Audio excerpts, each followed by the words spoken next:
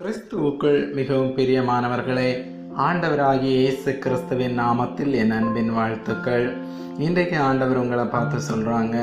ஏசாயா 29 அதிகாரம் 17வது வசனம். இன்னும் கொஞ்ச காலத்தில் அல்லவோ லீபனோன் செழிப்பான வயல்வெளியாக மாறும், செழிப்பான வயல்வெளி காடாக எண்ணப்படும். பிரியமானவர்களே, நம் அன்றாட வாழ்க்கையில் தினமும் ஏதாவது சூழ்நிலையின் காரணமாக நாம் தடுமாறி வாழ்ந்து கொண்டிருக்கிறோம். எப்போது இந்த சூழ்நிலைகள், துன்பங்கள், வியாதிகள் மாறும் என்று வருத்தப்படுறீங்களா? கர்த்தர் சொல்லுகிறார், இன்னும் கொஞ்ச காலத்தில் அல்லவோ உங்களுடைய சூழ்நிலை மாறும், வியாதிகள், துன்பங்கள் மாறும். உங்களை முழுமையாக கர்த்தரிடத்தில் ஒப்பு கொடுக்க வேண்டும். உங்களுடைய வாழ்க்கை லீபனோன் செழிப்பான வயல்வெளியாக மாறும்.